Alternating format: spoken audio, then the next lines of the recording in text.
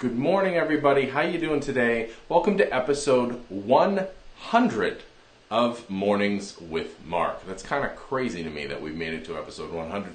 Thank you for sticking with me throughout this journey. I think it's been a lot of fun. It continues to be a ton of fun. Hopefully you feel the same way. Wanted to continue our cybersecurity basics discussion today and want to talk about encryption.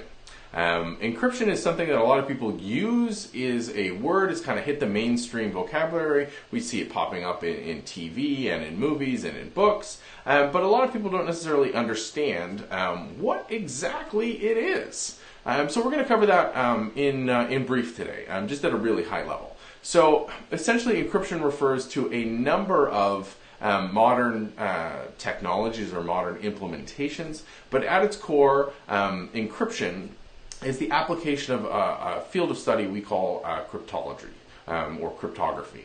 There's going to be a bit of confusion with cryptocurrency. It uses the same underlying math. Basically, the goal here is to obscure and secure content so that if only people who have the key can unlock that data.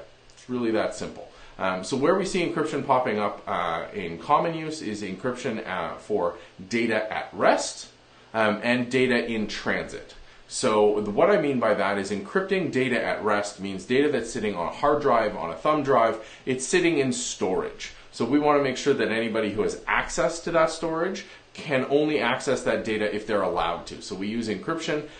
You are using encryption right now, probably whether you know it or not. If you're watching on an Apple iOS device, so an iPad or an iPhone, it's encrypted. Right? Your passcode actually unlocks a series of keys that unlocks all this crazy layer of encryption. Because that's encrypting data at rest. The goal is that if somebody picks up your phone and doesn't have your password, that phone is useless to them. They can plug it into a computer, they can plug it into an analysis machine, but the goal is to make that data inaccessible. So we use encryption to lock it away.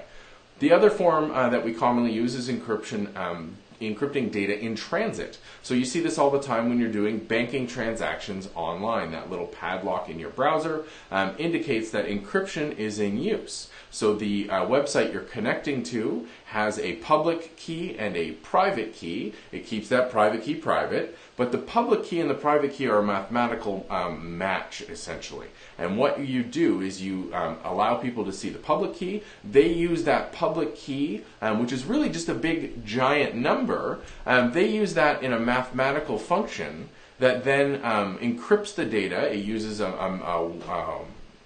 certain type of math function to lock that data away for the matching private key. The matching private key can unlock that data. So when we talk about public key, private key, these are just two really big prime numbers that form these keys. And the public key can obviously be public and shared. The private key needs to be held secure. And that's the real key around encryption. This is the same way it works at rest as well. The key there is ensuring, no pun intended, that your private key stays private. Because as soon as that private key is leaked or someone gains access to it, they can gain access to the data. So the easiest way to think about encryption is it's a set of keys, public and private. Everybody who's using encryption needs a set of those keys. And it will lock away the data with one of those keys. So if I lock the data away with a private key, my public key can unlock the data. So obviously we want to lock it with the public key and use the private key to unlock the data. Now, interestingly enough, digital signatures are very similar to encryption in that I use my private key to sign data, so not to lock it away, but just to lock a tiny bit of it in a signature, so a meaningless part of the data in a signature, and then people can use my public key to verify that it was actually me. Interesting little use there. So there's a whole bunch of different types of encryption. Public key, private key is the most common. There's a whole bunch of different type of what we call ciphers, which is the algorithm used to encrypt the data. And the whole goal here is to have a really complicated cipher that you don't have to worry about as the end user, but that it makes it harder for people to break. So encryption is all about making sure that the data is so hard to get at that it's not worth the attacker's time. Just because data is encrypted doesn't mean it's impossible to get at. So that's a really important fact, is that encryption we know will be broken. That's just how it's been. We've been using encryption since hundreds and hundreds of years in different forms. This is just the latest form with using these public and private keys. And we know we have cryptographers. These are people who use cryptography or to encrypt things, and we have attackers who are trying to get at that, and it's just a matter at this point of computational cost. So how much effort is it required to break the encryption? And quite often we talk about the strength of encryption in terms of computational years that it will take to break. So if you mess up, and that's most of the time when we see encryption being messed up is because somebody's messed up in the implementation.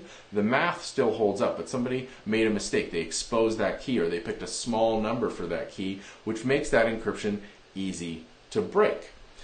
So the goal here is to make it that it's locked up with a strong enough algorithm, with a strong enough level of math that it's going to take eons, years and years and years and years of a lot of computing strength to break. So that's data is reasonably secure. By the time it was broken, that data was probably no longer relevant. So that's encryption in a nutshell. What do you think? Let me know. Hit me up online at marknca, in the comments down below on the vlog, and as always by email me at markn.ca. Does that help clear up encryption a little bit? I know that was a little dicey in places. Again, this whole point of this basic series, get out some of that terminology, work with you guys, work with the audience here, try to figure out what makes sense, what doesn't, what areas we need to focus on to make a little bit of a tighter video series that I'm going to publish out under the Trend Micro handle to help people have an easy reference. So, targeted at a general audience, what does all this stuff mean? I hope you're set up for a fantastic day. I will talk to you online, and I will see you on the show tomorrow for episode 101. Crazy.